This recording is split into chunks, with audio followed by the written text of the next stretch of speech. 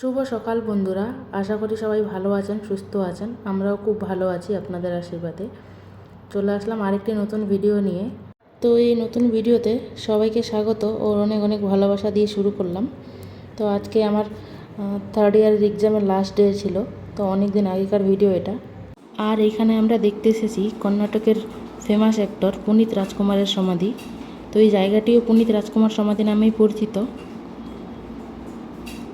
তো অনেক দিনের ইচ্ছে ছিল এখানে আসার।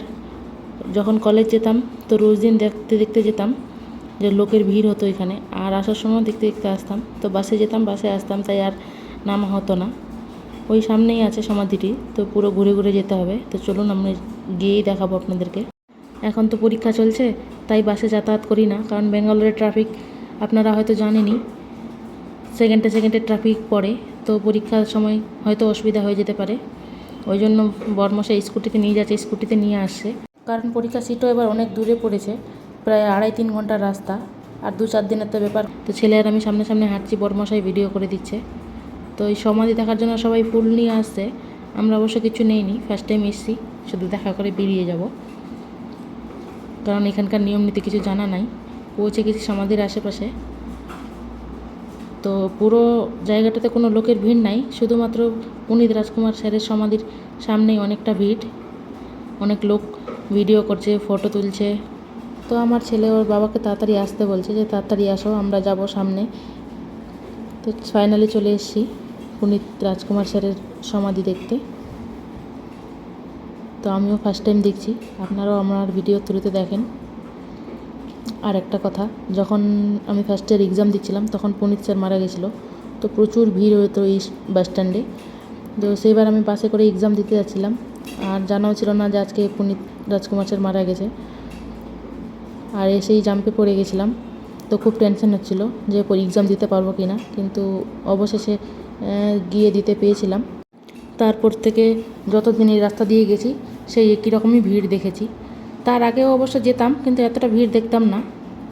ইনি সম্ভবত অনেক ভালো মনের মানুষ ছিলেন, তাই এখন পর্যন্ত লোক ইনাকে ভুলতে পারছে না, ব্যাঙ্গালোরের লোক। রাস্তাঘাটে, অটোতে, গাড়িতে, সব জায়গায় দেখবেন ইনার ফটো লাগানো আছে। আদার্স অন্য কোনো অ্যাক্টরের ফটো দেখতে পারি না, বাস পুনিত রাজকুমারেরই ফটো বেশিরভাগ দেখতে পারি আমি। হয়তো এখানকার লোকজন ওনাকে মন থেকেই ভালোবাসেন, আর উনিও অনেক বড় মনের মানুষ ছিলেন। কেননা এখানকারই লোকজনের মুখে শুনেছি আমি যে উনি নাকি প্রচুর হেল্প করতেন। গরিব বড় লোকের মধ্যে ভেদাভেদ রাখতেন না, অসহায় দুস্থ লোককে অনেক সাপোর্ট করতেন, অনেক সাহায্য করতেন শুনেছি। তাই ওনাকে সবাই খুব ভালোবাসে। আর উনি যে এত বড় মাপের অভিনেতা, তো নিজেকে কখনো বোঝাতেই দিতেন না যে উনি এত বড় মাপের অভিনেতা। আমাদের তো অত জানাশোনা নাই, এখানেই সব লোকজনের মুখেই শোনা। আমরা গত 3-3.5 বছর ধরে আছি। সত্যি এখানকার লোকজন ওনাকে অনেক শ্রদ্ধা করে, অনেক ভালোবাসে। কেননা অন্যান্য অ্যাক্টরের জন্য আমি যতটা শ্রদ্ধা ভালোবাসা দেখি না, পুনিত রাজকুমারের জন্য সবসময় দেখছি। উনি গত হওয়া 3 বছর হয়ে যাচ্ছে, তারপরেও ওনার জন্য ভালোবাসা একটুও মানুষের মন থেকে কমেনি। আর সমাধির বাইরেও ভেতরে 2 জায়গায় পুলিশের পহরা দেওয়া আছে, আর পাশেই 2টো সমাধি আছে। তো জানি না এই 2টো কার, কেননা নাম লেখা আছে কানাডা ল্যাঙ্গুয়েজে। তো কানাডা ল্যাঙ্গুয়েজ তো আমি পড়তে পারি না, হয়তো ইংলিশে থাকলে আপনাদের বলে দিতাম কার হয়। তো এই যে দেখুন, এখানে একটা আছে সমাধি, আরও একটা আছে ছোট করে। তো যারই হোক, গত হয়ে গেছেন, যেখানে থাকুক ভালো থাকুক, সুস্থ থাকুক, ওরাও এই কামনা করি। এবার বেরোনোর পালা, কারণ ওয়েদার খুব একটা ভালো নাই, মনে হচ্ছে যে বৃষ্টি বৃষ্টি আসবে। আর এইখান থেকে আমাদের বাড়ি প্রায় অনেক দূর, তো স্কুটিতে যেতে হবে। বাচ্চাকে নিয়ে যাচ্ছে, অনেক সমস্যা হয়ে যেতে পারে। তো চলুন যাওয়া যাক। এই যে সামনে আর একটা আছে, ওখানে একটা মহিলার আছে, এখানে একটা পুরুষের। তো হয়তো অভিনেতা অভিনেত্রীই হবে, কারণ এখানে বেশিরভাগ অভিনেতা অভিনেত্রীদেরই সমাধি দেওয়া হয়। কিন্তু এই কর্ণাটকের অভিনেতা অভিনেত্রী ওদেরকে তো চিনিই না ঠিকঠাক।